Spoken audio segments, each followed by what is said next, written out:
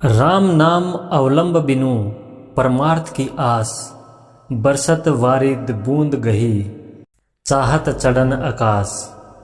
राम नाम का आश्रय लिए बिना जो लोग मोक्ष की आशा करते हैं अथवा धर्म, अर्थ, काम और मोक्ष रूपी चारों परमार्थों को प्राप्त करना चाहते हैं, वे मानो बरसते हुए बादलों की बूंदों को पकड़कर आकाश में चढ़ जाना चाहते हैं।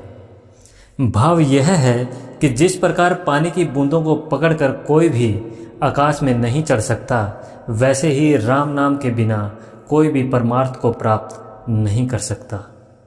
मर्यादा पुरुषोत्तम भगवान श्री राम। राम सिर्फ एक नाम ही एक संपूर्ण मंत्र है। जय श्री राम, सर्वगुण संपन्न मंत्र। और जब भी प्रभु श्री राम की बात होती है तो उनके विचारों की बात होती है। कैसे वो मुस्कुराते हुए हर समस्या का हल ढूंढ लेते हैं, कैसे वो अपने शब्दों से किसी का भी दिल जीत लेते हैं। उनके विचारों को जितना सुना जाए उतना ही कम है। ऐसा लगता है मानो बस सुनते ही रहें। ऐसा ही एक किस्सा है जब भगवान राम से पहली बार हनुमान जी मिलते हैं। नमस्कार, भक्ति कथा और कहानी में आपका स्वागत है। प्रभु श्री राम जी के नयन श्री हनुमान जी के भाव को अमृत की तरह पी रहे थे और श्री हनुमान जी के इन तर्कों को नकार रहे थे, मानो कह रहे हों कि हे हनुमंत, पहली बात तो तुम मंद कतई नहीं हो। अगर यही तुम्हारा दृढ़ मानना है कि तुम मंद हो तो हमें वह भी अत्यंत प्रिय है। नेत्रों से अश्रुपात करते हुए हनुमंत लाल प्रभु श्री राम जी से विनती करते हैं, एकू मैं मंद मोह बस, कुटिल हृदय अज्ञान, पुनि प्रभु मोही बिसारेऊ, दीन बंधु भगवान। अर्थात हे प्रभु, एक तो मैं यूं ही मंदमती हूँ, दूसरे मोह के वश में हूँ, तीसरे हृदय का कुटिल और अज्ञानी भी हूँ, फिर हे दीन बंधु भगवान, आपने मुझे भुला दिया। श्री हनुमान जी के हृदय से अब कहीं जाकर यह भार थोड़ा हल्का हुआ कि कम से कम मैंने अपनी वास्तविक दयनीय दशा तो प्रभु चरणों में उड़ेली। इतिहास मेरी मूर्खता का साक्षी तो रहे कि केवल ब्राह्मण का वेश बना लेने से ही भ्रम समझ में नहीं आ पाता। अगर समझ ही होती तो मैं ये सवाल कदाचित न पूछता कि आप कौन हो, अपितु यह पूछता कि प्रभु मुझे आखिर यह बताओ कि मैं कौन हूँ। ब्राह्मण तो ज्ञानी होता है, सब जानता है, लेकिन मैंने क्या जाना? कुछ भी तो नहीं। निरा मंद नहीं तो और क्या हूं मैं? मंद न होता तो क्या मैं सूर्य को पफल समझकर खाता? थोड़ा तो सोचता कि मेरे प्रभु तो स्वयं सूर्यकुल से हैं, तो भला मैं सूर्य का निरादर कैसे करूं? लेकिन मैं कहाँ टला, मंद बुद्धि वानर जो ठहरा। वानर भला कुछ बिगाड़े बिना आखिर रह ही कैसे सकता है? सबको पता है कि मैं पवन पुत्र हूँ, साक्षात पवन देव हूँ, बहकर कहीं भी जा सकता हूँ, लेकिन बस वर्षों से यहीं रुका बैठा हूँ। एक बार भी ये नहीं सोचा कि प्रभु अगर चलकर मुझ तक नहीं पहुँचे तो क्यों न मैं ही अयोध्यापुरी पहुँच जाऊँ। मुझे भला वहाँ दाखिल होने से कौन रोक सकता था? क्या हवा किसी के रोकने से रुकी है? लेकिन मैं कैसा मंदमती हूँ कि आज तक अकारण ही रुका रहा। यह मेरा मंद होना नहीं तो और क्या है?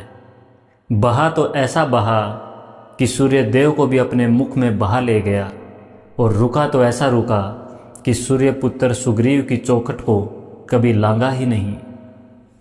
न मेरे बहने में नियंत्रण है और न ठहरने की सीमा है। आज प्रभु ने स्वयं मेरी सूध लेने की सोची तो मैं अखिल चतुर शिरोमणि बन बैठा। प्रभु श्री राम जी के पावन सुंदर नयन श्री हनुमान जी के इस पावन भाव को अमृत की तरह पी रहे थे, और श्री हनुमान जी के इन तर्कों व दावों को सिरे से नकार रहे थे, मानो कह रहे हों कि हे हनुमंत, पहली बात तो तुम मंद कतई नहीं हो। अगर यही तुम्हारा दृढ़ मानना है कि तुम मंद हो तो हमें वह भी अत्यंत प्रिय है। क्योंकि मंद होना तुम्हारा अवगुण नहीं अपितु गुण है। क्योंकि पवन का बहना तो तभी अच्छा लगता है जब वह मंद मंद बहे, और तुम्हारा यहीं ठहर जाना और गति की सीमा तोड़ते हुए सूर्य तक पहुंचकर उसे निगल लेना कुछ भी तो आपत्तिजनक नहीं है। क्योंकि पवन को कभी कभी ठहरना भी चाहिए। कब? जब आरती के समय ज्योति प्रज्वलित करने का समय हो। हे हनुमंत, निश्चित ही आप जानते हैं कि सुग्रीव के हृदय में ज्ञान की ज्योति का उदय होना अति आवश्यक है।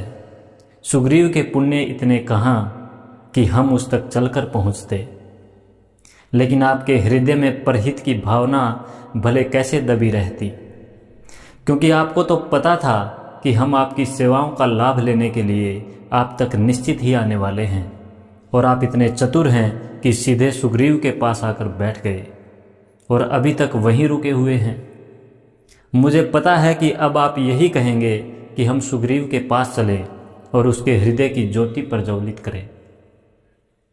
रही बात यह है कि तुम सूर्य की तरफ इतनी तीव्र गति से गए और सूर्य को मधुर फल समझकर खा लिया, तो यह तो तुम्हारा सर्वोत्तम गुण हुआ। कौन नहीं जानता कि सूर्य साक्षात भगवान है, और भगवान की तरफ किसी की गति अधिक से भी अधिक हो तो यह तो अति उत्तम गुण हुआ। भला वो कदम ही क्या जो भगवान की तरफ ना बढ़े, और वह भी इतनी तीव्रतम गति से। फिर तुमने सूर्य भगवान को मधुर फल जाना। वाह हनुमंत, तुम्हारी लीला में ही तो जीवन का सार छुपा हुआ है। क्योंकि संसार में ईश्वर ही तो एकमात्र फल है, शेष संसार तो कूड़ा मात्र है, और तुम कूड़ा छोड़ फल की तरफ भागे तो यह तुम्हारी बुद्धि का मंद होना कहाँ से हुआ। हनुमंत, क्या कभी सांसारिक जीवों की हालत देखी है? उन्हें भगवान में फल तो कतई प्रतीत नहीं होता, क्योंकि उनके लिए तो विषय भोग ही फल है। कदाचित किसी की दृष्टि में भगवान फल की संज्ञा में आता भी हो, लेकिन यह कहाँ आवश्यक है कि फल के प्रति सभी रुचिकर भाव रखते ही हों। फल केवल फल ही न दिखे, अपितु उसकी मधुरता की कल्पना करते ही मुख में पानी आ जाए, और जहाँ फल हो उसे पाने वहाँ दौड़े चले जाएं, और उसे पाने की इतनी लालसा हो कि उसे बिना चबाए सीधे निगल जाना। निश्चित ही यह दर्शाता है कि व्यक्ति का फल के प्रति कितना प्रेम व पागलपन है। और हनुमंत, तुम में पागलपन है तो भला तुम्हारी गति की तीव्रता को भी मैं कैसे अर्थहीन कहूँ। जय श्री राम, जय श्री हनुमान, जय हिंद।